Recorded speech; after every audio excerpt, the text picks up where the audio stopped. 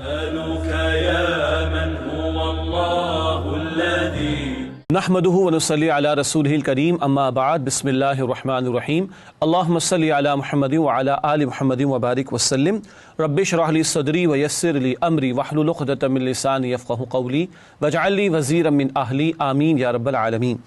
ناظرین کرام السلام علیکم ورحمۃ اللہ وبرکاتہ۔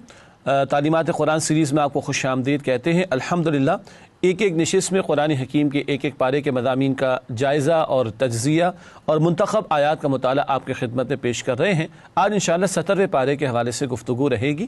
سب سے پہلے تعارف پیش خدمت، اور تعارف کا نقطہ ہمیشہ پہلے پیش کر دیا جاتا ہے۔ پہلا نقطہ تو یہی کہ قرآن کریم کے پارہ نمبر 17 کا آج ہم مطالعہ کریں گے، جو کہ مشتمل ہے سورۃ الانبیاء رکوع نمبر 1 تا سورۃ الحج رکوع نمبر 10، یعنی سورۃ الانبیاء کی آیت نمبر 1 تا سورۃ الحج کی آیت نمبر 78۔ یہ دو صورتیں 17ویں پارے میں شامل ہیں، سورۃ الانبیاء اور سورۃ الحج۔ انشاءاللہ ان کے حوالے سے آج آپ کے سامنے گفتگو رکھیں گے۔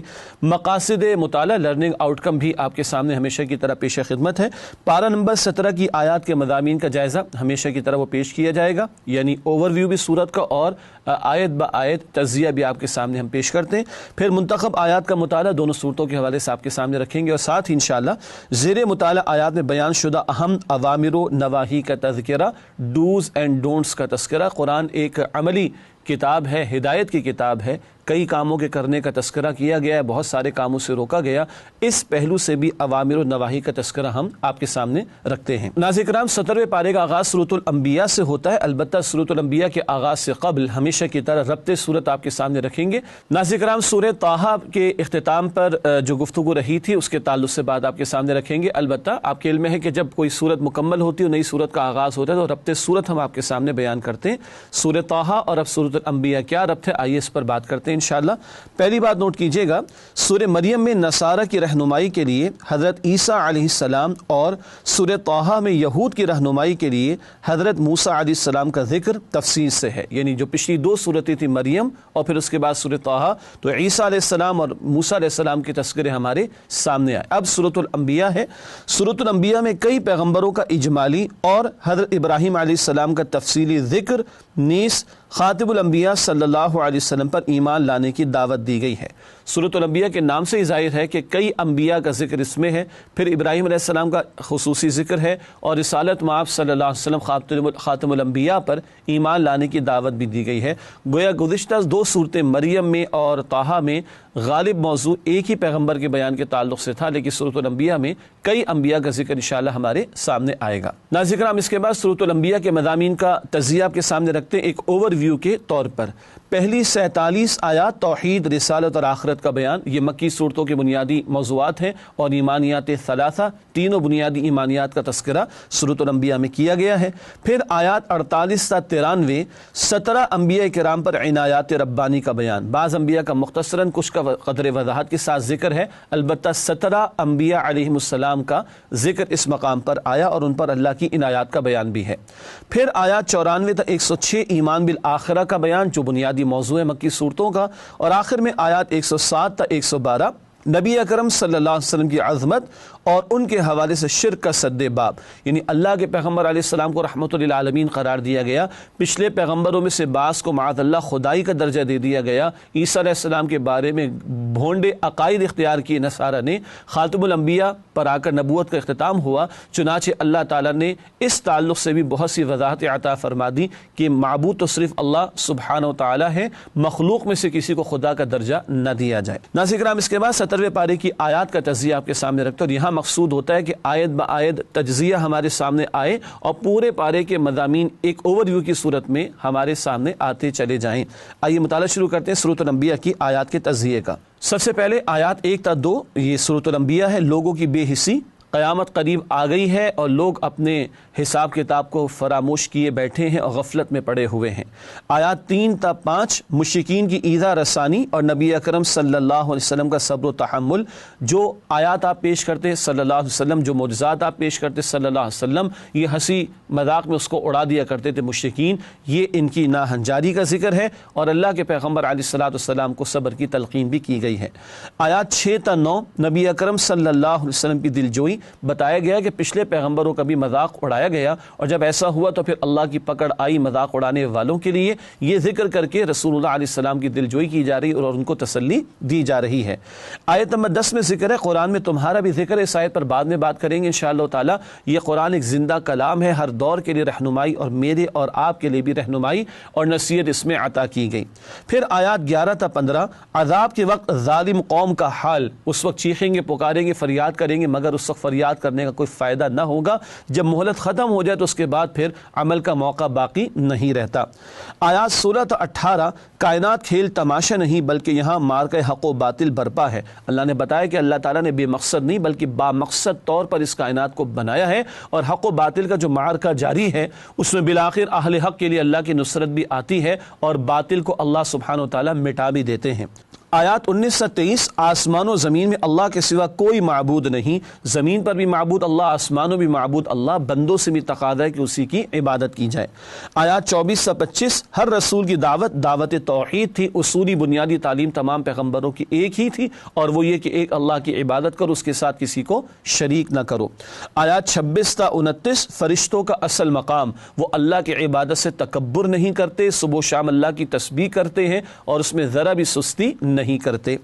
آیات 30 تا 33، اللہ کی قدرتیں اور نعمتیں، جا بجا اللہ تعالیٰ نے اپنی نعمتوں کا ذکر فرمایا۔ یہ بھی مکی صورتوں کا ایک بنیادی موضوع ہے، اس مقام پر بھی اللہ تعالیٰ کی نعمتوں کا ذکر کر کے بندوں کو شکر ادا کرنے کی دعوت دی گئی ہے۔ اس کے بعد آیات 34 سے 35، موت و حیات کا سلسلہ، انسانوں کی آزمائش کا ذریعہ، بدلتے حالات یہ بھی آزمائش کے لیے، شر و خیر کے واقعات یہ بھی آزمائش کے لیے، زندگی کا سلسلہ بھی عطا کیا گیا تو آزمائش کے لیے اور امتحان کے لیے۔ پھر آیات 36 سے 41، مشرکین مکہ کی گستاخیوں کا جواب، یہ طرح طرح کے الزام لگاتے رسول اللہ علیہ السلام پر، اللہ نے رسول اللہ علیہ السلام کو تسلی بھی دی اور اللہ تعالیٰ نے رسول اللہ کی رسالت کے دلائل بھی پیش کیے، اور ان مشرکین کی گستاخیوں کے تعلق سے یہ بھی فرمایا کہ یہ اللہ کی پکڑ سے بچ نہ سکیں گے۔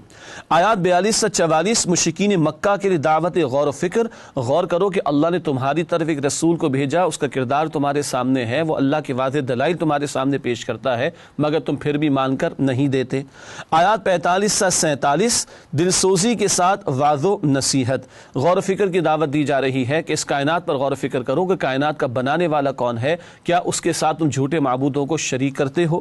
پھر آیات 48 سے 50، وحی کن کے لیے مفید ہوتی ہے، جن میں تکبر نہ ہو، تعصب نہ ہو، ہٹ دھرمی نہ ہو، جو حق کے متلاشی ہوں، جو مفاد پرست نہ ہوں، وہ جب سچے دل سے حق کے متلاشی ہوں گے تو ان کو وحی کا فائدہ ملے گا۔ آیات 51 تا 56، حقیقی رب کون ہے کہ سب اس کے محتاج اور وہ کسی کا محتاج نہیں، ہر مخلوق کو پیدا کرنے والا اور اس کی کفالت کرنے والا وہ اللہ سبحانہ و تعالیٰ، وہی حقیقی رب ہے۔ آیات 57 تا 67، بت پرستوں پر اتمام حجت، یہ ابراہیم علیہ السلام کے تعلق سے بیان ہو رہا ہے، اور بتوں کو پاش پاش کر دیا، مشہور واقعہ ہے، اور جب آئے قوم کے لوگ پوچھنے کے لیے تو ابراہیم علیہ السلام فرماتے کہ پوچھو، اس بڑے سے جواب دے دے گا، اور اپنے اندر جھانک کر انہوں نے کہا کہ ابراہیم تم سمجھتے ہو، تم جانتے ہو کہ یہ بولتے نہیں ہیں، فرمایا کہ ایسے گونگے اور بہرے مراد ہے جن کو تم نے اپنے ہاتھ سے بنایا، جو کچھ کرنے کے قابل نہیں، اپنا دفاع کرنے کے قابل نہیں، ان کو معبود بنائے بیٹھے ہو، کیسی تمہاری یہ غلط طرز عمل کی روش ہے۔ آیات 68 تا 71، آگ حضرت ابراہیم علیہ السلام کے لیے گلستان بن گئی، قوم نے چاہا کہ معاذ اللہ ابراہیم علیہ السلام کو آگ میں ڈالا جائے، اور بے خطر کود پڑا آتش نمرود میں عشق۔ ابراہیم علیہ السلام اللہ کی رضا کی خاطر چلے گئے اس آگ میں، مگر اس آگ کو اس وقت جلانے کی اجازت نہیں تھی، بلکہ اللہ سبحانہ و تعالیٰ نے اس کو ٹھنڈا کر دیا، سلامتی والا بنا دیا ابراہیم علیہ السلام کے لیے۔ پھر آیات 72 تا 73، جو گمراہوں سے کٹتا ہے اللہ اسے صالحین سے جوڑتا ہے۔ اللہ سبحانہ و تعالیٰ کے پیغمبر ابراہیم علیہ السلام نے ہجرت کی، آگے ذکر آ رہا ہے لوط علیہ السلام کا، وہ بھی ان کے ساتھ تھے۔ آئندہ اللہ سبحانہ و تعالیٰ نے ابراہیم علیہ السلام کو اسحاق اور اسماعیل علیہ السلام کی صورت میں بہترین پیارے بیٹے بھی عطا فرمائے۔ بہرحال اشارہ یہ ہو رہا ہے جو اللہ کی خاطر کٹتا ہے تو اللہ نیک لوگوں کے ساتھ اس کو جوڑتا ہے۔ ابراہیم علیہ السلام تو خود اللہ کے پیغمبر ہیں، اور آگے نسل میں بھی پیغمبروں کا سلسلہ اللہ سبحانہ و تعالیٰ نے جاری فرمایا۔ آیات 74 تا 75، اللہ کے انعامات حضرت لوط علیہ السلام پر، یہ ابراہیم علیہ السلام کے بھتیجے بھی ہیں، ان کے ساتھ ہجرت بھی انہوں نے کی، اور ان کو اللہ نے اپنی نبوت سے بھی سرفراز کیا۔ پھر آیات 76 تا 77 حضرت نوح علیہ السلام پر اللہ کی رحمت، آپ بھی اللہ کے جلیل القدر رسول ہے اور اللہ سبحانہ وتعالیٰ نے آپ کو بڑا مرتبہ بھی عطا فرمایا، نافرمان قوم مٹائی گئی، آپ کی حفاظت کی گئی۔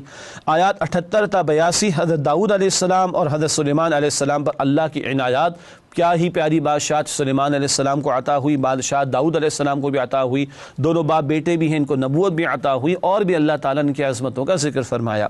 آیات 83 تا 84 حضرت ایوب علیہ السلام کی صبر کا اجر، علماء نے مفسرین نے لکھا 18 برس تک جلد کی بیماری میں مبتلا رہے، صبر ایوب بڑا مشہور ہے، اور پھر اس آزمائش کے بعد اللہ تعالیٰ نے اور اولاد بھی عطا فرمائی، گھر بار بھی عطا فرمائے، بہت کچھ انعامات عطا فرمائے۔ آیات 85 تا 86 صبر کرنے والوں کو اللہ کی رحمت عطا کی جاتی ہے، یہ اللہ کے پیغمبروں کے تعلق سے گفتگو جاری ہے۔ پھر آیات 87 تا 88 حضرت یونس علیہ السلام کی فریاد رسی اور مچھلی کے پیٹ میں چلے گئے تھے، اور 3 تاریکیاں، رات کی تاریکی اور سمندر کی تاریکی اور مچھلی کے پیٹ کی تاریکی میں پکار رہے، لا الہ الا انت سبحانک انی کنت من الظالمین، اور اللہ تعالیٰ نے ان کو غم سے نجات عطا فرمائی۔ آیات 89 تا 90 حضرت یحییٰ علیہ السلام کی معجزانہ ولادت، حضرت زکریا علیہ السلام کے ہاں جبکہ وہ بوڑھے ہو چکے تھے، ان کی اہلیہ بانجھ ہو چکی تھی، معجزانہ طور پر یحییٰ علیہ السلام کی ولادت ہوئی۔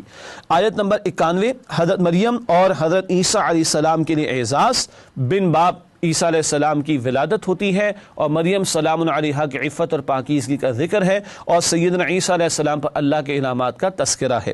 آیات 92 تا 93 تمام انبیاء کا ایک ہی مقصد، بندگی رب، ان سب نے اللہ ہی کی بندگی کی اور ایک ہی اللہ کی عبادت کی انہوں نے دعوت دی۔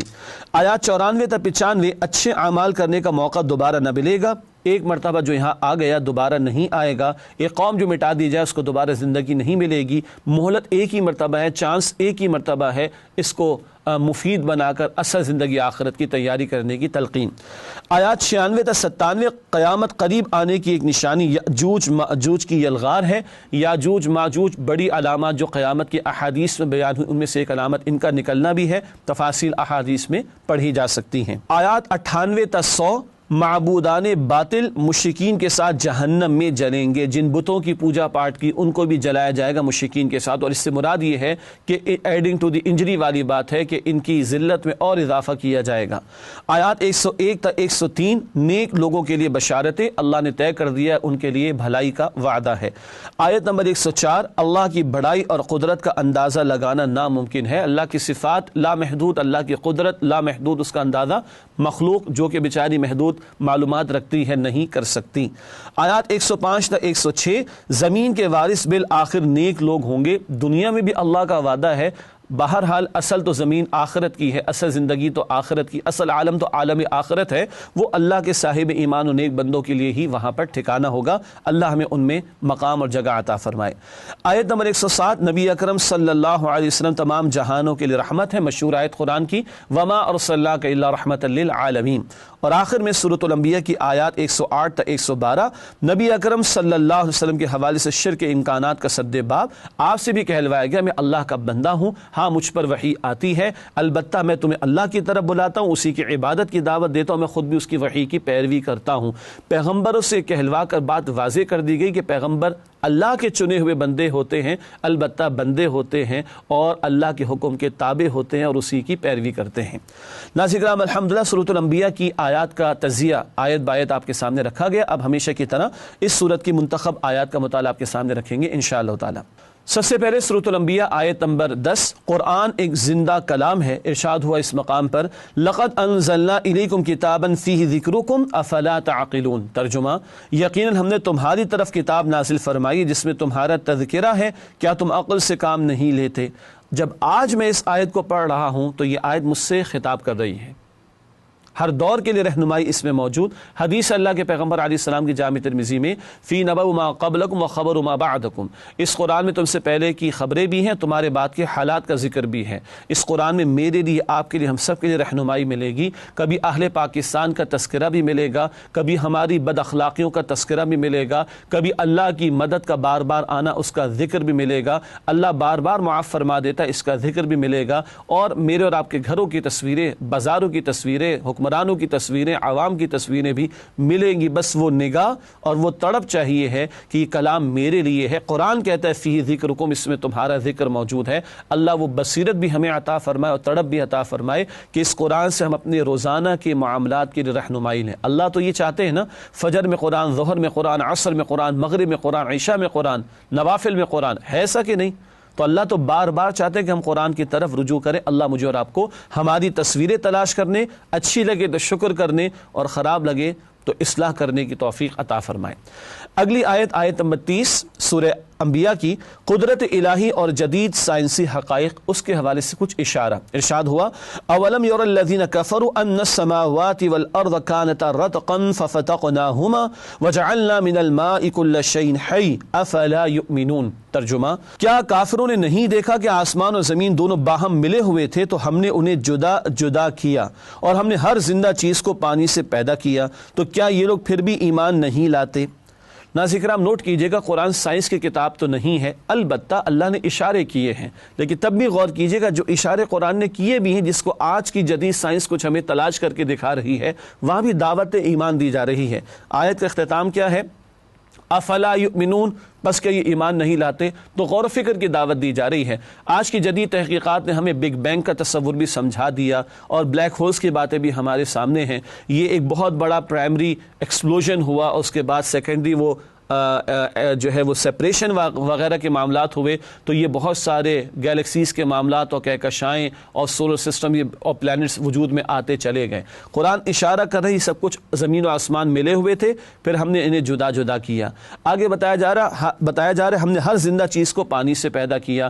ہر سیل کے اندر ایک سائٹوپلازم نامی مادہ یا سبسٹنس موجود ہوتا ہے جس کا اکثر حصہ پانی پر مشتمل ہوا کرتا ہے، تو زندگی کا آغاز بھی پانی سے اور زندگی کا تسلسل بھی پانی کے ذریعے سے ہے۔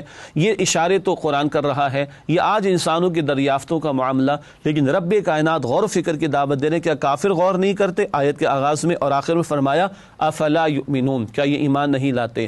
تو وہ سائنسی حقیقتیں جو آج دریافت ہوئی ہیں، وہ اگر رب کائنات کے تعارف کی طرف لے جاتی ہیں تو یہ تحقیق مبارک ہے، اور یہ معاذ اللہ اگر تحقیق انسان کو اپنی عقل کی بالادستی کی طرف لے جائے اور خالق کائنات سے دور کر دے تو یہ گمراہی کا ذریعہ تو ہو سکتی ہے، یہ پھر فائدے اور نفع کا باعث نہیں ہو سکتی۔ اس کے بعد اگلی دو آیات بہت مشہور آیات 87 تا 88، بندے کی پکار اور اللہ کا جواب، یونس علیہ السلام کا تذکرہ ہے۔ ارشاد ہوا وَذَنُّونِ إِذْ ذَهَبَ مُغَاضِبًا فَظَنَّ أَن لَّن نَّقْدِرَ عَلَيْهِ فَنَادَى فِي الظُّلُمَاتِ أَن لَّا إِلَٰهَ إِلَّا أَنتَ سُبْحَانَكَ إِنِّي كُنتُ مِنَ الظَّالِمِينَ فَاسْتَجَبْنَا لَهُ وَنَجَّيْنَاهُ مِنَ الْغَمِّ وَكَذَٰلِكَ نُنجِي الْمُؤْمِنِينَ۔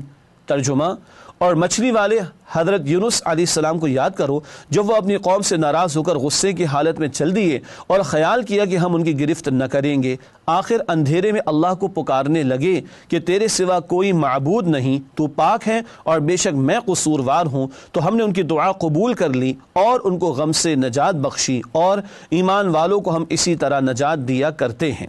یہ ترجمہ ہے سورہ انبیاء کی آیات 87 اور 88 کا۔ یہاں یونس علیہ السلام کا ذکر آ رہا ہے، تفصیل میں نہیں جا رہے۔ ایک معاملہ ہوا اور اس کے نتیجے میں وہ مچھلی کے پیٹ میں پہنچا دیے گئے، مگر رب کے حکم سے مچھلی کو اجازت نہیں تھی کہ وہ ان کو نقصان پہنچائے، نگل لیا۔ اب وہ مچھلی کے پیٹ میں ہیں، سمندر کی تاریکی میں ہیں، رات کی تاریکی میں ہیں، ایک اجتہادی خطا، زیادہ سے زیادہ لفظ کہا جا سکتا ہے، وہ ان سے ہوا معاملہ، البتہ پکار رہے ہیں اے اللہ تو لا الہ الا انت سبحانک، اللہ تیرے سوا کوئی معبود نہیں، تو پاک ہے، ہر عیب سے پاک ہے، خطا سے پاک ہے، زوال سے پاک ہے۔ انی کنت من الظالمین، بے شک میں ہی ظالموں میں سے ہوں۔ اللہ نے قبول کیا اور ان کو غم سے نجات عطا فرمائی اور ان کے معاملات کو اللہ تعالیٰ نے سنوار دیا۔ اس آیت کو عام طور پر آیت کریمہ کہہ دیا جاتا ہے ہمارے ہاں، ویسے تو ساری آیات آیات کریمتن ہیں عربی اسلوب کے اعتبار سے، لیکن یہ آیت ہمارے مشہور ہے۔ البتہ اس میں کوئی شک نہیں، قرآن کہہ رہا ہے وَكَذَلِكَ نُنْجِي الْمُؤْمِنِينَ، اسی طرح ہم ایمان والوں کو نجات دیتے ہیں۔ تو ان الفاظ کو ہمیں بھی اپنے معاملات میں میں شامل کرنا چاہیے اللہ کی طرف رجوع کرنے کے تعلق سے۔ مزید برآں حدیث میں بھی ذکر آتا ہے کہ اس کے ورد سے اللہ تعالیٰ غم سے نجات بھی عطا فرمائیں گے۔ البتہ یہ جو ہمارے بعض معاملات کے اندر کچھ پابندیاں لگا دی جاتی ہیں کہ 1.25 لاکھ مرتبہ پڑھنا ہے اور اس کے بعد لنگر اور کھانے کا بھی انتظام کرنا ہے اور نماز بھی ادا نہیں ہو رہی اور معمولات دنیاوی میں دین کو فراموش کیا جا رہا ہے، لیکن 1.25 لاکھ مرتبہ کسی طرح ضرور پڑھوا دیا جانا ہے، یہ معاملہ درست نہیں ہے۔ میں اکیلے بھی پڑھ سکتا ہوں، ہم انفرادی طور پر بھی پڑھ سکتے ہیں، جس کو جتنی مشکل پیش آئے وہ اتنی مرتبہ پڑھے، البتہ کوئی تعداد کی قید نہیں ہے۔ البتہ ایک گزارش یہ بھی ہے کہ جب بندہ یہ پڑھ رہا ہو تو ترجمہ بھی ذہن میں رکھے، ذرا ہم پڑھے تو صحیح ترجمہ، انی کنت من الظالمین، بے شک میں ظالموں میں سے ہوں۔ کوئی ہمت کر کے 100 مرتبہ اردو میں پڑھ کر تو دیکھے، تو یاد آئے گا میں کتنا ظالم ہوں، میں کتنی ناشکری کرتا ہوں، میں کتنے اللہ کے احکامات کو فراموش کر دیتا ہوں، میں دن میں کتنی مرتبہ اللہ کی نافرمانیاں کر لیتا ہوں، تو احساس ہوگا میں تو کتنے جرائم کر بیٹھا ہوں، یہ میں کتنے گناہ کر بیٹھا ہوں، اس کی وجہ سے بھی مجھ پر مصائب آتے ہیں۔ تو جو پڑھے ضرور پڑھے، ترجمہ بھی ذہن میں رکھ کر پڑھے، تو ہمیں اپنے گناہوں کا، نافرمانیوں کا، برے کاموں کا بھی احساس ہوگا اور پھر واقعتاً دل سے ہم سچی توبہ بھی کریں گے۔ اللہ مجھے اور آپ کو اس کی توفیق عطا فرمائے۔ آپ سے ملاقات کرتے ہیں اس وقفے کے بعد انشاءاللہ تعالی۔ السلام علیکم ورحمۃ اللہ وبرکاتہ۔ السلام علیکم ورحمۃ اللہ وبرکاتہ۔ ناظرین کرام، تعلیمات قرآن سیریز میں آپ کو خوش آمدید کہتے ہیں۔ آج قرآن حکیم کے 17ویں پارے کا ہم مطالعہ کر رہے ہیں اور وقفے سے پہلے سورۃ الانبیاء کا بیان کسی درجے میں مکمل بھی ہوا اور سورۃ الانبیاء اور اب آغاز ہو رہا ہے سورہ حج کا، ان دونوں صورتوں کا ربط بھی آپ کے سامنے پیش کیا گیا۔ اب چلتے ہیں ترتیب کے مطابق آگے اور سورۃ الحج کے مضامین کا تجزیہ ایک اوور ویو کی صورت میں آپ کے سامنے رکھتے ہیں۔ سورۃ الحج کی پہلی 24 آیات ایمان بالآخرت کا موضوع یہاں بیان ہوا۔ آیت نمبر 25 تا 37 حج اور قربانی کا ذکر ہے۔ آیات 38 تا 41 قتال فی سبیل اللہ کی اجازت اور حکمت کا بیان ہے۔ آیات 42 تا 72 مشرکین کے ساتھ کشمکش کا ذکر ہے اور آیات 73 تا 78 قرآن حکیم کی دعوت کا بیان ہے۔ ایک اور اہم بات یہ ہے، مضامین سے آپ کو اندازہ ہو رہا ہے کہ مکی صورتوں کے مضامین بھی یہاں پر بیان ہوئے اور حج کا بیان، قربانی کا بیان، قتال کا بیان، یہ مدنی صورتوں کے مضامین ہیں۔ اسی لیے ہمارے استاد ڈاکٹر اسرار احمد صاحب رحمۃ اللہ علیہ نے سورہ حج کے بارے میں کہا یہ برزخی مزاج کی صورت ہے۔ برزخ کیا ہے؟ ویسے دنیا اور آخرت کے درمیان کے حصے کا نام یا وقت کا نام، اور یہاں برزخی مزاج کی صورت سے مراد یہ ہے مکی مضامین بھی اس میں بیان ہوئے، مدنی دور کے مضامین بھی بیان ہوئے، اور بعض آیات اس میں اس سورہ حج میں ایسی ہیں جو ہجرت کے سفر کے دوران نازل ہوئی ہیں، تو گویا ہر نوعیت کی آیات اس ایک صورت میں ہمارے سامنے آتی ہے، اس اعتبار سے بڑی دلچسپ صورت بھی ہے۔ اس کے بعد ناظرین کرام سورۃ الحج کی آیات کا تجزیہ آپ کے سامنے رکھتے ہیں، یعنی آیت با آیت جائزہ آپ کے سامنے رکھا جائے گا۔ سب سے پہلے آیت نمبر 1 اور 2 سورہ حج۔ وقوع قیامت کا ہولناک منظر، شدید منظر ہوگا، لوگ مدہوشی کی کیفیت میں ہوں گے اور ہر حاملہ اپنے حمل کو گرا دے گی، اس ہولناک کیفیت کا ذکر ہے۔ آیات 3 تا 4 بغیر علم دینی تعلیمات پر اعتراضات کا انجام، ایسے لوگوں کے لیے پھر اللہ کی پکڑ اور عذاب کا ڈراوا ہے جو اللہ کی ذات اور اللہ کی آیات اور اللہ کے احکامات کے بارے میں معاذ اللہ جھگڑے کرتے ہیں۔ آیات 5 تا 7 دوبارہ زندہ کیے جانے کے 2 ثبوت، اللہ سبحانہ وتعالی نے انسانی تخلیق کا ذکر بھی کیا اور مردہ زمین کو دوبارہ زندہ کرنے کا تذکرہ بھی فرمایا۔ ان آیات پر بعد میں بات بھی ہوگی انشاءاللہ۔ آیات 8 تا 10 دینی تعلیمات پر اعتراض کرنے والوں پر عذاب، پھر ذکر آ گیا اعتراضات کرنے والوں کے لیے پکڑ اور عذاب کا ڈراوا۔ آیات 11 تا 13 منافقانہ طرز عمل، کنارے پر رہ کر اللہ کی بندگی کرنا، دین کا کوئی حکم آسان لگا تو مان لیا اور عمل کیا، مشکل لگا تو چھوڑ دیا، تو یہ نفس کی پیروی ہوئی، اللہ کی پیروی تو نہ ہوئی، یہ منافقانہ طرز عمل ہے جس کا تذکرہ اس مقام پر ہوا ہے۔ آیت نمبر 14 باعمل مؤمنوں کے لیے بشارت، اللہ تعالیٰ کی رضا اور اللہ کی جنت کے وعدے ہیں باعمل مؤمنوں کے لیے۔ آیات 15 تا 16 پیغمبر کے لیے نصرت الہی، اللہ کے دین کے مخالفین اور نبی علیہ السلام کے مخالفین کو کہہ دیا گیا تم لاکھ کوششیں کر لو، اللہ تو اپنے پیغمبر کی نصرت ضرور فرمائے گا۔ آیت نمبر 17 حق پر کون ہے فیصلہ ہوگا روز قیامت، سارے فیصلے دنیا میں نہیں ہو پاتے، تبھی آخرت ضروری بھی ہے اور بالآخر حتمی فیصلے وہاں پر ہوں گے۔ آیت نمبر 18 کائنات کی ہر شے اللہ کو سجدہ کر رہی ہے، مراد ہر شے اللہ کے حکم کے تابع ہے، بس حضرت انسان کو تھوڑا اختیار دیا تو وہ ڈنڈی مار جاتا ہے۔ آیات 19 تا 22 جہنم کے عذاب کا ہولناک منظر، بڑا سخت بیان ہے۔ عام طور پر لوگ کہتے ہیں مولوی بہت ڈراتے، معاف کیجیے گا، چھوڑ دیجئے مولوی حضرات کی بات کو تھوڑی دیر کے لیے، یہ آیات کوئی پڑھ لے انسان دہل کر ہل کر رہ جاتا ہے، جو عذاب کا ذکر اس مقام پر ہے۔ کھولتا پانی سروں پر سے بہایا جائے گا، آنتیں گل جائیں گی، لوہے کے ہتھوڑوں سے مارا جائے گا اور مستقل یہ عذاب دیا جائے گا۔ اللہ ہم سب کی جہنم کے عذاب سے حفاظت فرمائے۔ آیات 23 سے 24 ہدایت یافتہ لوگوں کے لیے بشارت، اللہ مزید ہدایت بھی عطا فرمائیں گے اور اپنی رضا کا مقام بھی عطا فرمائیں گے، یعنی جنت۔ آیت نمبر 25 حرم کی سرزمین پر مسجد کی طرح سب کا حق ہے، یعنی مناسک حج کے جو مقامات ہیں وہ کسی کی ذاتی ملکیت نہیں ہے، سارے مسلمانوں کا حق برابر ہے، جیسے کہ مسجد پر سارے مسلمانوں کا حق برابر ہوتا ہے۔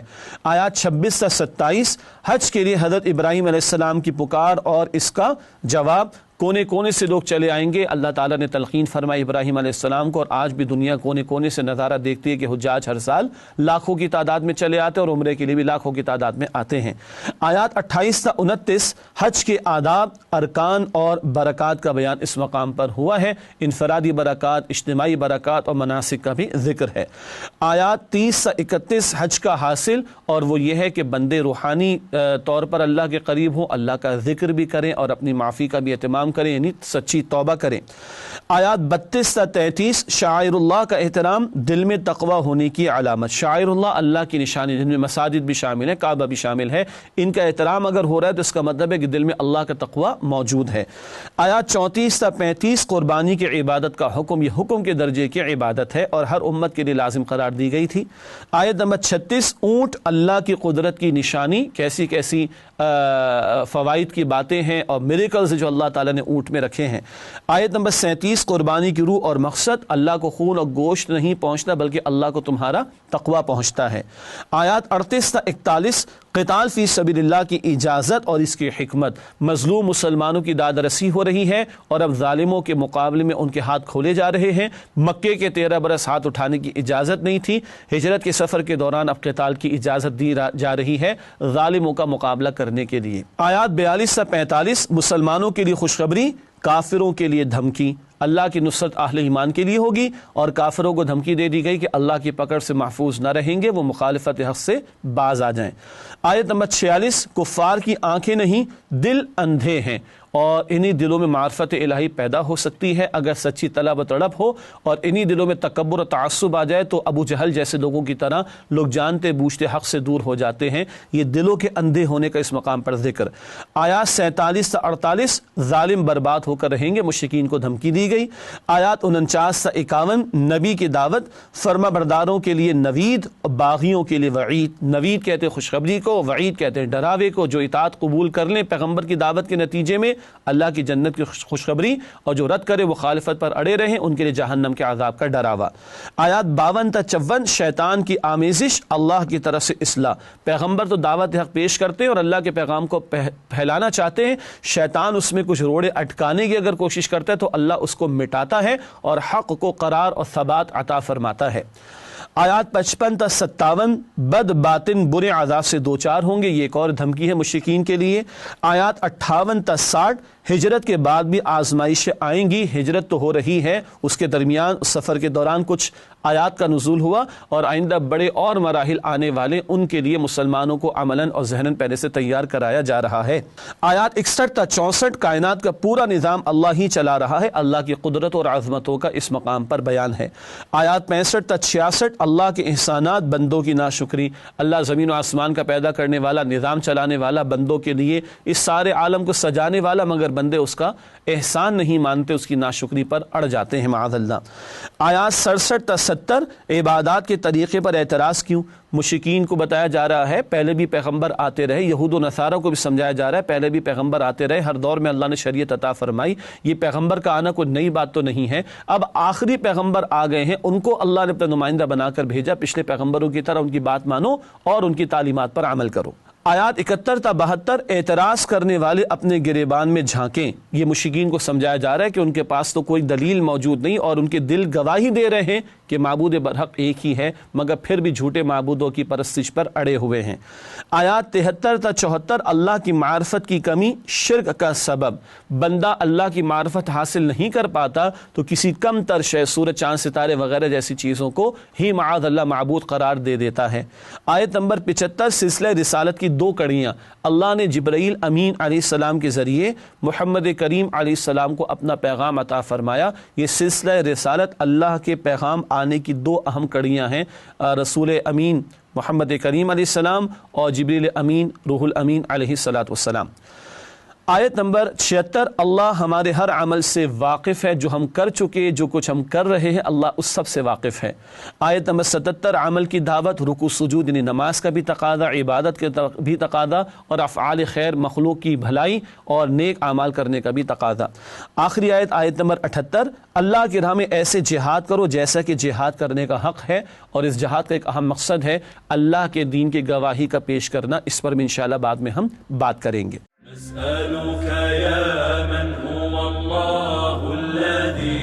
ناظرین کرام، الحمدللہ سورۃ الحج کی آیات کا بھی جائزہ آپ کے سامنے پیش کیا گیا. اب سورۃ الحج کی منتخب آیات کا مطالعہ آپ کے سامنے رکھنا چاہیں گے. سب سے پہلے سورۃ الحج کی آیت نمبر 5، تخلیق انسانی اور قدرت الہی کا بڑا پیارا بیان. ارشاد ہوا، یا ایھا الناس ان کنتم فی ریب من البعث فانا خلقناکم من تراب ثم من نطفة ثم من علقة ثم من مضغة مخلقة وغیر مخلقة لنبین لکم ونقر فی الارحام ما نشاء الى اجل مسمى ثم نخرجکم طفلا ثم لتبلغوا اشدکم ومنکم من یتوفى ومنکم من يرد الى ارذل العمر لكي لا يعلم من بعد علم شيئا وترى الأرض هامدة فإذا أنزلنا عليها الماء اهتزت وربت وأنبتت من كل زوج بهيج. یہ سورہ حج کی آیت نمبر 5 بہت پیارا مقام ترجمہ کرتے ہیں. ارشاد ہو رہا ہے، لوگو اگر تمہیں مرنے کے بعد جی اٹھنے میں شک ہے تو سوچو، ہم نے تمہیں مٹی سے پیدا کیا، پھر نطفے سے، پھر خون کے لوتھڑے سے، پھر گوشت سے جس کی بناوٹ کامل بھی ہوتی ہے اور ناقص بھی، تاکہ تم پر اپنی قدرت ظاہر کر دیں، اور ہم جس کو چاہتے ہیں مقررہ میعاد تک رحم مادر میں ٹھہرائے دیتے ہیں، پھر تم کو بچہ بنا کر نکالتے ہیں تاکہ تم بھرپور جوانی کو پہنچ جاؤ، اور تم میں وہ بھی ہیں جو مر جاتے ہیں، اور تم میں وہ بھی ہیں جنہیں نکمی عمر تک پہنچا دیا جاتا ہے کہ بہت کچھ جاننے کے بعد بالکل بے علم ہو جاتے ہیں. اور اے دیکھنے والے، تم دیکھتے ہو کہ ایک وقت میں زمین خشک پڑی ہوتی ہے، پھر جب ہم اس پر بارش برساتے ہیں تو شاداب ہو جاتی ہے اور ابھرنے لگتی ہے اور طرح طرح کی بارونق چیزیں اگاتی ہے. انسانی تخلیق کا بیان تفصیل کا موقع تو نہیں، ایمبریولوجی کے حوالے سے بڑے خوبصورت فیکٹس ہیں جو اللہ تعالیٰ نے یہاں پر بیان فرمائے. اس حوالے سے ہمارے استاد ڈاکٹر اسرار احمد صاحب رحمۃ اللہ علیہ کا بھی بڑا پیارا خطاب ہے اسی مقام کے اعتبار سے تخلیق انسانی کے موضوع پر. اسی طرح ڈاکٹر ذاکر نائک کی جو ایک مشہور کتاب بھی ہے قرآن اینڈ ماڈرن سائنس، اس میں بھی بڑے پیارے حقائق آپ کو ملیں گے.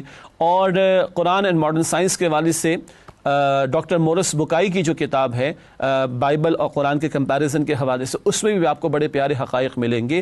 اس انسانی تخلیق کو دیکھو تو اللہ کی قدرت نمایاں ہوتی ہیں. بہرحال نہ تھے تو اللہ نے بنایا، ایک دلیل. زمین مردہ ہوتی ہے تو اللہ زندگی عطا فرماتا ہے، دوسری دلیل کس بات کی؟ تمہیں مرنے کے بعد اللہ دوبارہ زندگی عطا فرمانے پر قادر ہے. اگلی آیت ہے آیت نمبر 11، کنارے کنارے رہ کر اللہ کی بندگی. ارشاد ہوا، وَمِنَ النَّاسِ مَن يَعْبُدُ اللَّهَ عَلَى حَرْفٍ فَإِنْ أَصَابَهُ خَيْرٌ اطْمَأَنَّ بِهِ وَإِنْ أَصَابَتْهُ فِتْنَةٌ انقلب عَلَى وَجْهِهِ خَسِرَ الدُّنْيَا وَالْآخِرَةَ ذَلِكَ هُوَ الْخُسْرَانُ الْمُبِينُ. سورہ حج کی آیت نمبر 11 ترجمہ، اور لوگوں میں کوئی ایسا بھی ہے جو کنارے پر کھڑا ہو کر اللہ کی عبادت کرتا ہے، اگر اس کو کوئی دنیاوی فائدہ پہنچے تو اس کے سبب مطمئن ہو جائے، اور اگر کوئی آفت آ پڑے تو منہ کے بل لوٹ جائے. اس نے دنیا میں بھی نقصان اٹھایا اور آخرت میں بھی یہی سری نقصان ہے. کنارے کنارے پر بندگی منافقانہ طرز عمل ہے، جس کو ہم کہتے ہیں نا اردو میں میٹھا میٹھا ہپ ہپ کڑوا کڑوا تھو تھو، آسان لگا تو مان لیا، مشکل لگا تو چھوڑ دیا. یہ دین نہیں ہے. دین یہ کہ اپنے آپ کو ہمتاً اللہ کے حضور پیش کر دینا، جو حکم آئے اس کے سامنے اپنے آپ کو جھکا دینا. اگلی آیت سورہ حج کی آیت نمبر 37 ہے قربانی کا اصل حاصل. ارشاد ہوا، لن ینال اللہ لحومها ولا دماؤها ولكن يناله التقوى منكم كذلك سخرها لكم لتكبروا الله على ما هداكم وبشر المحسنين. ترجمہ، اللہ تک نہ ان قربانیوں کا گوشت پہنچتا ہے نہ خون، بلکہ اس تک تمہاری پرہیزگاری پہنچتی ہے. اسی طرح اللہ نے ان جانوروں کو تمہارے لیے مسخر کر دیا ہے تاکہ اس بات کے بدلے کہ اس نے تم کو ہدایت بخشی ہے اس کی کبریائی بیان کرو، اور اے پیغمبر نیکوکاروں کو خوشخبری سنا دیجیے. بتایا گیا اللہ کو گوشت اور خون نہیں پہنچتا، مشرکین جانور ذبح کرتے بیت اللہ پر خون چھڑکتے معاذ اللہ، نہیں، اللہ کو تقویٰ پہنچتا ہے۔ آج جانور کو تم نے اللہ کی راہ میں پیش کر دیا، اس گردن کو اللہ کی راہ میں پیش کرنے کو تیار ہو کہ نہیں؟ جانور کے گلے پہ تم نے چھری پھیر دی، اپنی خواہشات نفسانی پر چھری پھیرنے کو تیار ہو کہ نہیں؟ یہ تقویٰ اللہ کو مطلوب ہے۔ اگلی آیت سورہ حج کی آیت نمبر 41، اصحاب اقتدار کے فرائض، حکمرانوں کی ذمہ داریاں۔ ارشاد ہوا الذین ان مکناہم فی الارض اقاموا الصلاۃ وآتوا الزکاۃ وامروا بالمعروف ونہوا عن المنکر وللہ عاقبۃ الامور۔ ترجمہ، یہ وہ لوگ ہیں کہ اگر ہم ان کو زمین میں اقتدار دیں تو نماز قائم کریں اور زکوٰۃ ادا کریں اور نیک کام کرنے کا حکم دیں اور برے کاموں سے منع کریں، اور بالآخر تمام کاموں کا انجام اللہ ہی کے اختیار میں ہے۔ حکمرانوں کی ذمہ داری نماز کا نظام قائم کریں، جمعے کی امامت، عید کی امامت حکمراں کرے، اس کا نمائندہ کرے، یہ بھی شامل ہے اس میں۔ زکوٰۃ کے نظام میں فلاحی ریاست کا تصور، نیکی کا حکم دینا، روحانی ترقی کا معاملہ، بدی سے روکنا، روحانی ترقی میں رکاوٹوں کو دور کرنا، تو یہ 4 ذمہ داریاں مسلمان حکمرانوں کی ہیں۔ نہ کریں تو اللہ کہتے ہیں تمام معاملات اللہ کی طرف لوٹیں گے۔ اللہ پوچھے گا اقتدار اور اختیار ہم نے تمہیں دیا، تم نے ہمارے دین کی سربلندی کے لیے استعمال کیا یا نہیں؟ اگلی اور آخری آیت جس کا انتخاب کیا گیا سورہ حج کی آیت نمبر 78، امت سے تقاضے۔ ارشاد ہوا وجاہدوا فی اللہ حق جہادی هو اجتباکم وما جعل علیکم فی الدین من حرج ملت ابیکم ابراہیم هو سماکم المسلمین من قبل وفی هذا لیکون الرسول شہیدا علیکم وتکونوا شہداء علی الناس فاقیموا الصلاة وآتوا الزکاة واعتصموا باللہ هو مولاکم فنعم المولا ونعم النصیر۔ اور اللہ کی راہ میں جہاد کرو جیسا کہ جہاد کرنے کا حق ہے، اس نے تمہیں چن لیا ہے اور تم پر دین کی کسی بات پہ تنگی نہیں کی، اور تمہارے لیے تمہارے باپ ابراہیم کا دین پسند کیا، اسی نے پہلے یعنی پہلی کتابوں میں تمہارا نام مسلمان رکھا تھا اور اس قرآن میں بھی، تاکہ رسول گواہ ہو جائیں تم پر اور تم گواہ ہو جاؤ لوگوں پر۔ پس نماز قائم کرو، زکوٰۃ دو اور اللہ کی رسی سے چمٹ جاؤ، وہی تمہارا دوست ہے، پس کیا ہی خوب دوست ہے اور کیا ہی خوب مددگار ہے۔ جہاد وسیع تر معنی میں اللہ کا بندہ بننے کے لیے جہاد، محنت، اللہ کے دین کی دعوت کو پھیلانے کے لیے جہاد، محنت، اللہ کے دین کو قائم کرنے کے لیے جہاد اور محنت۔ یہاں بتایا جا رہا ہے رسول اللہ علیہ السلام تم پر گواہ ہو اور تم انسانوں پر اللہ کے دین کے گواہ ہو جاؤ۔ ختم نبوت کے بعد اللہ کے دین کو پھیلانا، اس کے نفاذ کی جد و جہد کرنا، یہ امت مسلمہ کی ذمہ داری ہے، اور اس کے لیے قرآن کو تھامنے کی تلقین جس سے ایمان کی آبیاری ہوگی اور نماز زکوٰۃ سے عمل شروع ہو۔ افراد پہلے دین اپنی ذات پر تو نافذ کریں اور اجتماعی طور پر اللہ کے دین کی سربلندی کے لیے جد و جہد کی جائے۔ اس مقصد کے لیے حکم دیا گیا جہاد کرو جیسا کہ اللہ کی راہ میں جہاد کرنے کا حق ہے۔ ناظرین کرام، الحمدللہ منتخب آیات کچھ آپ کے سامنے بیان کی گئی سورہ حج کے تعلق سے۔ اب سورہ حج کے اوامر اور نواہی کا بیان۔ پہلے اوامر کا تذکرہ، اللہ کا تقوی اختیار کرنا، آیت نمبر 1، ایمان اور عمل صالح، آیت نمبر 14، قربانی کے جانور پر اللہ کا نام لینا، آیت نمبر 28، مناسک حج کی ادائیگی، آیت نمبر 29، اللہ کی حرمتوں کی تعظیم، آیت نمبر 30، اللہ کے لیے یکسو ہونا، آیت نمبر 31، شعائر اللہ کی تعظیم، آیت نمبر 32، اللہ کی نشانیوں کی تعظیم اور احترام کرنا، اللہ ہی کا مسلم ہو جانا، آیت نمبر 34، بندگی میں عاجزی کرنا، آیت نمبر 34، مصائب پر صبر کرنا، آیت نمبر 35، نماز اور انفاق فی سبیل اللہ کا اہتمام، آیت نمبر 35، قربانی کے گوشت میں سے سوالی اور احباب کو دینا، آیت نمبر 36، سوال کرنے والوں کو بھی اور دوست احباب کو بھی دینا، عبادات میں تقویٰ کا رویہ، آیت نمبر 37، ہر عمل صرف اللہ کی رضا کے لیے، ہدایت پر اللہ کی کبریائی بیان کرنا، آیت نمبر 37، تکبیر کا بیان کرنا اور اللہ کی بڑائی کے نفاذ کی جد و جہد کرنا،